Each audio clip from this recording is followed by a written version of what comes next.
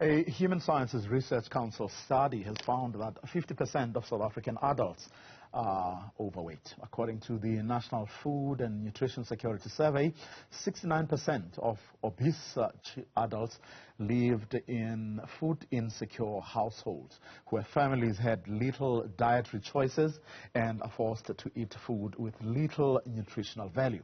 To discuss the study and some of its findings, I'm now joined by Professor Thokozane Simelane from the Human Sciences Research Council. Afternoon, Prof. Thank you very much for your time. Give us some background to the research itself. Greetings, Vuyo. Thank you for having me here in your program, and greetings to viewers at home. Vuyo, I think, as I normally like to draw our attention to pre-1994 democracy transition, that South Africa used to have maybe a number of distinct food subsystems.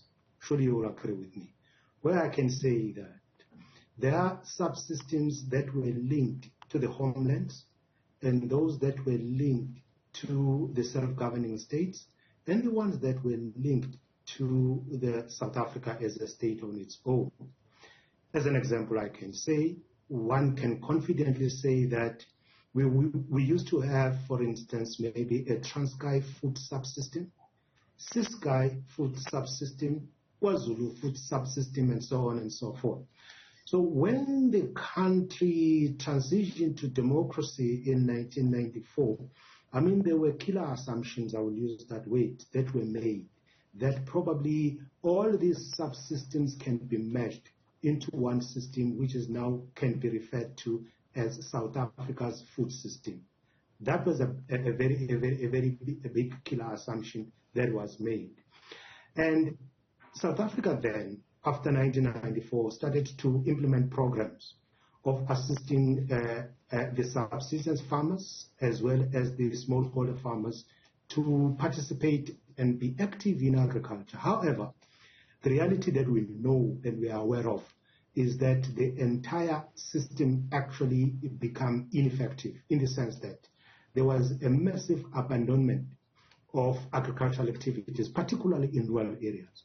So with the department not sure whether its interventions were effective enough, and then they approached us to do an assessment of the state of food security and nutrition in household level in all provinces of South Africa. So we were actually requested to provide a baseline study.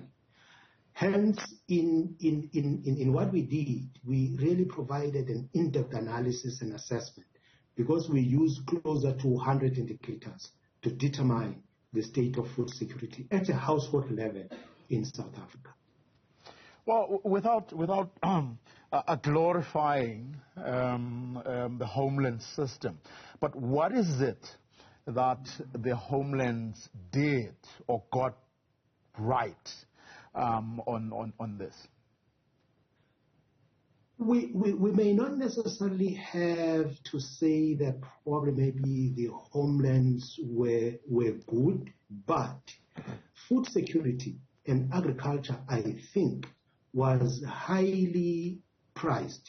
I'm using that word because you will also remember the type of lifestyle that we were living. A boy, it was his task that he must see to it that the cattle had been collected, the calf had been separated from the cows for the household to have milk. If the boy doesn't do that, and then he will be beaten up because he hasn't done his work. And also there were clear designations of areas that have to be set aside for cattle grazing, as well as also it was a boy's task that before you go to school, you must take cattle to the field and then run back to a home, dress up and go to school. And the boy will have to travel not less than 5 kilometers to school. This was infused into the lifestyle of people in homeland and the self-governing states. And these kinds of lifestyles changed dramatically after 1994. Now, there's obviously, various types of malnutrition I often hear. Which one of those types would you say is the most prevalent in our country? I think let me start by indicating that when you look at food security, there are certain categories actually which you can use to define whether the household is food secure or maybe is food insecure. You may find that a household has access to food, but this food is not necessarily giving the household the nutritional component which is desired for that household to live a healthy life. But it's just rather to say we are eating to fill the stomach, which is the trend that we have uncovered happening in South Africa, because there is a high unemployment rate and there is a higher dependency on social grant, which then actually has been manifested by the fact that households are no longer producing food for themselves. So whatever they eat, it's not have the required nutrients which make them to live a healthy life. So as the problem of obesity has increased drastically. Speaking of our household, urban, say, versus rural, are there notable differences? Thank you for bringing that, because this actually has been a perception that is widely believed on, but you might agree with me that if you look at the shifts that has taken place in the settlement patterns of rural areas, where we see the aggregation of people closer to where they can access services like water and electricity, and the types and the sizes of houses that are being built in rural areas, which are in fact similar to the one that you find in urban areas. Actually, the houses that are being built in rural areas far now exceed the 4-roomed house that you normally find in townships. So that on its own, that shift, that drastic shift on its own, has something to do with the diet, as well as also with the inability of the household to produce their food. So what we can say now is that the gap has narrowed between rural and urban areas because of the kind of lifestyles that are being lived by people. Although, the bigger perception is that probably maybe the urban areas might be better off, of which in reality, urban areas, they don't have much land to use to produce food. Hence, in rural areas, land is shrinking because of the patterns, the settlement patterns that are emerging, where people are building the type of houses that you can find also in rural areas. So the study has put forward that there is a shift in that perception. Do we have, shall we call them, hotspots? In other words, are there parts of our country where, hunger and malnutrition are more prevalent than in other places? Certainly. Thank you also for bringing that perspective, because what happened is that in this survey, we made sure that we cover all districts in provinces. There is no district that was left out. And as you are indicating, the interesting thing that we observed is that each and every province has got its own characteristic features of food insecurity. For instance, Limpopo province, there is a hype, or we call it like that, or the retention of agricultural activities, particularly in the Vembe districts. Hence, if you look at all other provinces, particularly in KwaZulu-Natal, we find that the district of Zululand, has higher incidences of food insecurity, as well as also when we look at the Western Cape in particular, we recorded the higher incidences of stunting, which was something that we couldn't believe. And as well as Northern Cape, we recorded stunting, and hence in other provinces like Gauteng, like Mpumalanga, etc., there was comparable levels of obesity to what we have already mentioned. So all in all, each and every province has got its own distinct characteristics. And the provinces where, the district where we recorded the higher incidences of malnutrition, the Department of Agriculture, Land Reform and Rural Development has now designated them as the priority districts. Speaking of government departments, presumably, this study is not for or purely academic purposes or reasons.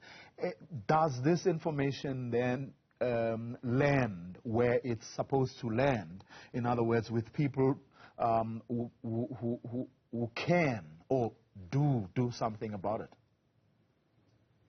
Certainly, the study was commissioned by the Department of Agriculture, Land Reform and Rural Development, and reports have been compiled. Each and every province has got its own report, because we wanted to make sure that we don't make a mistake of assuming that we have one food system in South Africa, and then we have a national report. So all in all, there are 10 reports that came out of this survey, and all these reports have been submitted to the Department of Agriculture, which then it has shared with the provinces. And where the department is now is to make sure that they formulate what they call the targeted interventions. But the priority is given to the districts which I've referred to as the priority district, because we have to recall that the department has many of intervention measures, not necessarily the Department of Agriculture, of Land Reform itself, but also the Department of Health and other departments. They do have programs of trying to make sure that the status of food insecurity at household level is being improved. So they operate in an organization or a grouping which they call South Africa Vulnerability Assessment Committee. So they discuss this, and these reports have been received to an extent that really the department is now understanding the state of food insecurity in a better way, in such a way that the intervention measures are being formulated for implementation. Having programs is one thing, but the effectiveness of those programs could be another. Certainly, the effectiveness of the program. But there are also, I think you will agree with me that shooting from the hip has lesser effect than now understanding the reality and the seriousness of the problem, and then be able to deliver the intervention measure in a household that you clearly know that there is a problem here. Because now you remind me something, because what we did here is in the method that we developed, we selected the households which we'll have to visit and extract data from those households using a GIS. And then out of those GIS, we were working within something we call small area layers. So in each district, we'll have a representation of not less than 35 households within the small area layers. These small area layers were distributed evenly within the districts that we visited. And we were so precise in determining the household in a way that we generate maps that show specifically the households where we will be extracting data. So that is an improvement of really conducting this survey and analysis, in the sense that we have permanent maps that shows exactly the households that we visited. And the department now is planning to expand the development of those maps so that they know exactly the households that are in dire need. Remind us, Prof, of some of the effects of malnutrition. Malnutrition, its definition, is also includes or embraces the fact that people might have access to a certain quantity of food, but when they eat that food or consume that food, it doesn't composed of the necessary vitamin, proteins, and all the ingredients that makes the body to grow healthier. And in that instance, you will then find that the response to body or the chemical activities that take place in the body will lead to a person to develop a body mass index that is higher than what that person should be. And then in that instance, we then categorize that person as overweight, which is actually a mathematical calculations of comparing that your body should have been weighing like this, but you are in this category. And then anything beyond that is defined as obese. And in instances now, other instances on the other hand, you'll find that a person does not have even whatever that kind of food which he needs to access that has less nutritious in value. And then that person is really experiencing hunger. And the effect of that is wasting and stunting. To use a term that politicians like to use, the poorest of the poor. How can people, shall I say, circumvent this? In other words, is there a way of cheating? And I'm using this in the most positive, the word in the most positive of senses. In other words, can you do something? Or are there foods you can eat which are affordable or easily accessible to get around issues of malnutrition and obesity? The reality we are facing, Vuyo, as per the revelation of this survey, is that households have lesser choice because we are facing a situation where there is a high unemployment rate and food prices, as I think most of us are aware, is increasing. It's not stable at all. It's not static at all. It's something that changes over time and it changes drastically. For instance, as we are now facing the high price of fuel, definitely that will end up influencing the price of food. So that is the reality that we have, meaning that we are extremely vulnerable to shocks and the price fluctuations. And the little money the household have, probably some might be getting from the social grant, or maybe from a member of the family that is working, doesn't give us much scope of saying that now we are going to buy something which we think that is healthier for us. That's a reality that we are having.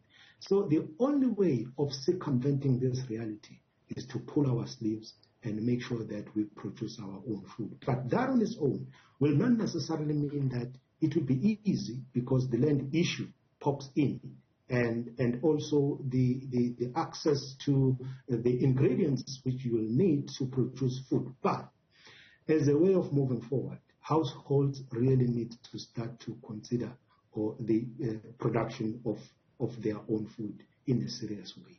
Well, hopefully people will hear that call. Thank you very much for your time, Prof. Professor Thokozane Simelane, who is the Chief Research Specialist at the Human Sciences Research Council.